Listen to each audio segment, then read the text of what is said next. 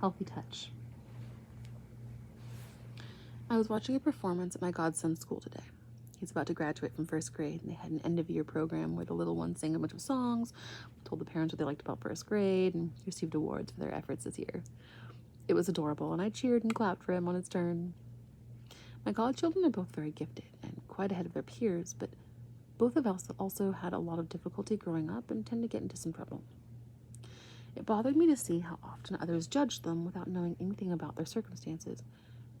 Somehow these marvelous children became treated as bad kids. Sure, they acted out more than the others, but it was almost always a perceived injustice or to defend their friends, rarely themselves. Little warrior hearts that had learned to distrust adults and handle things on their own. The oldest had learned to use their words and sleight of hand, while the younger had learned to use his fists and his charm. The younger has had a fairly enjoyable school life so far, but the older has had more difficulty. Some of their teachers tried to crush their spirit, to mold them into a shape like the rest.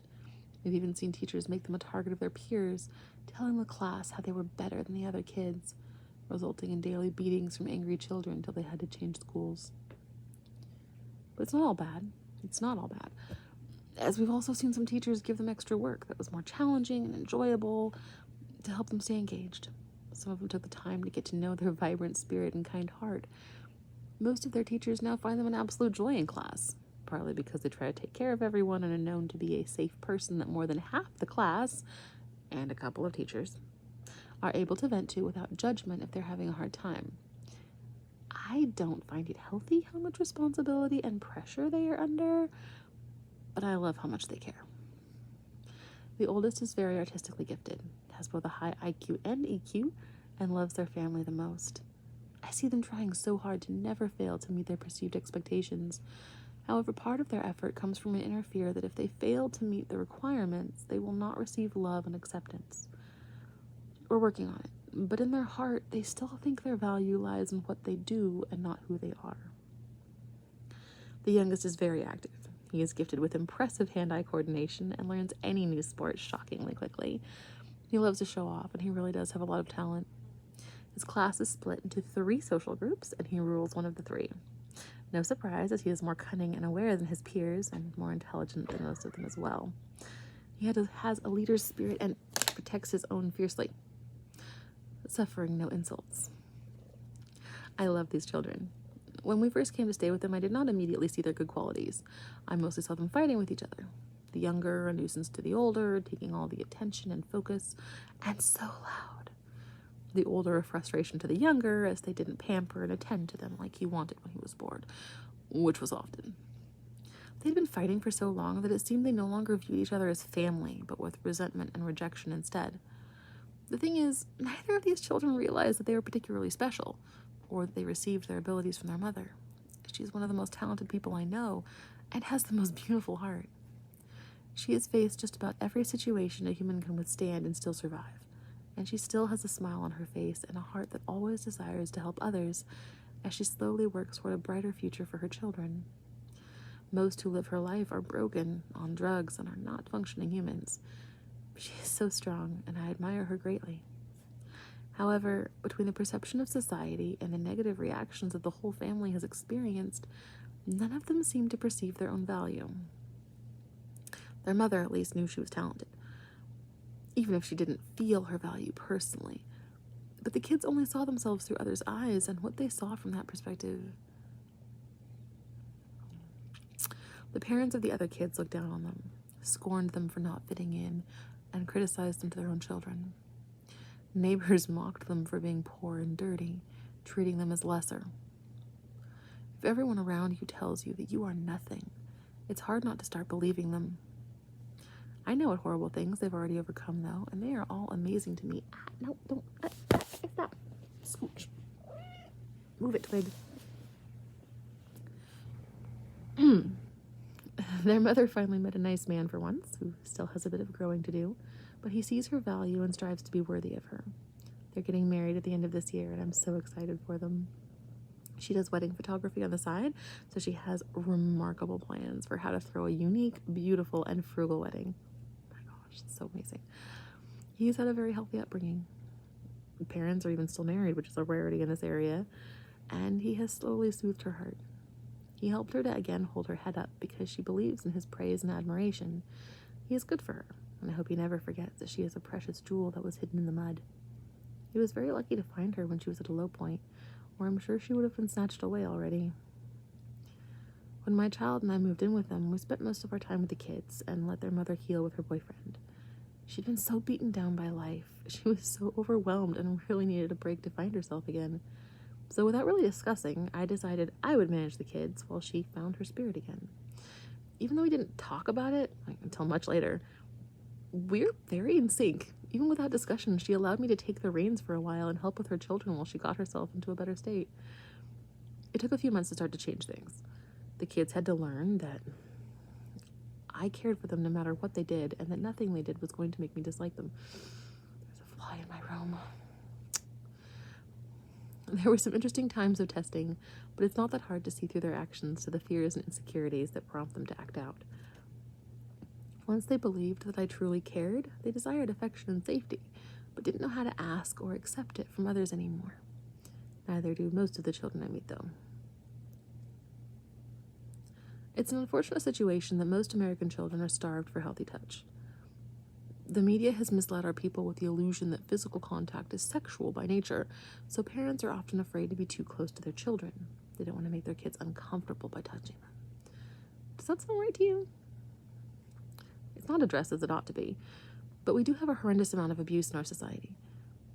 It's not really safe for kids to not be cautious. If they are too trusting, they will be harmed. 1 in 7 kids in America, over 14% of our youth under 18, experienced abuse or neglect in just 2019 alone. The stats for later years have not been published, but we know COVID increased the numbers.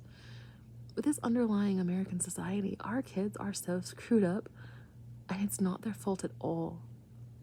Anyways, to teach these kids healthy affection again, I started with ruffling their hair as I walked by. They jumped and dodged a bit at first. I moved on to a side hug and then a kiss to their hair in passing and as a greeting once they got used to it. After a while, when they were comfortable, I moved on finally to full hugs with forehead kisses. Though I do reserve the threat, I should say, of a big sloppy cheek kiss as publicly as possible if they are being mischievous. Though uncertain at first, they quickly accepted and thrived under my affectionate actions. This is one of the missing pieces damaging our children. It's not a want, it's a need, and we aren't fulfilling it properly. Watching these kids blossom over the last few months has been magical. As their mom found her strength and they started talking again, they began to realize that it's all right to be who they are and that they are treasured by others. Seeing their love for each other shine again has been a gift to my heart. A short lifetime of perceived rejection, and yet with a few months of healthy communication and affection, they almost seem like a different family. I watch them interact with their mother now, and the whole family has come so far so quickly. Just a few short months of healing, and they are all so much happier. Treasures like these are what our society has buried. How shameful. Somehow our society has sex linked with touch, which links with physical affection, which is now not appropriate. Parents don't want to make their kids uncomfortable by touching them, so they don't. How many others are still trapped in the illusions of society, feeling lost and helpless, and as though they are only worth the value of their circumstances? The lack of touch seems to switch the perception of self to the perception of things related to ourselves instead. The refusal of touch triggers a sense of rejection of self, and our society makes sex the only way to receive skinship. This is so unhealthy. Humans need touch. Everything living does. Why do we cuddle our pets but not our children? At the same time, children are exposed through advertising to a skewed perception of sex from nearly infancy. A person's first experience with sex tends to set their default. What will the kids who grew up seeing endless conversations, criticisms, and marketing related to the 50 Shades enterprise view as normal touch? Children imitate what they see, and physical contact is nearly always twisted to be sensual or sexual in media portrayals. No wonder these touch-starved kids are starting to have sex so early. It's the only physical contact some of them have received in years. We have to help them because it's not something they can fix on their own. It's not fair to wait for our kids to ask for physical reassurance. They won't know how, or even necessarily know it's what they're craving. Even if they do, how do they ask for that? It's us who need to initiate. We need to reach out and not pull back when our kids flinch away from the unfamiliar action. If a child is afraid of touch, is it because it's unknown or because there is an underlying reason? How will we know if it's not something we do? I am in no way claiming responsibility for the changes in my friend and her children's lives. I'm not that arrogant. Most of what started the change for the children, I think, was them seeing healthy affection between my own child and myself, and understanding that there can be a different way. They made the changes themselves, and they started almost as soon as they saw that there was an alternate path. They didn't want to fight all the time, but they had forgotten how to show that they cared. They felt unappreciated and unwanted and had forgotten the feeling of safety that comes along with affection. If we want to change the world that our children must inhabit, we have to start with our own actions first. I challenge America to break out of these false impressions and beliefs. Help your children, love your children, and hurry before you lose them to resentment and disappointment, and they reject you forever.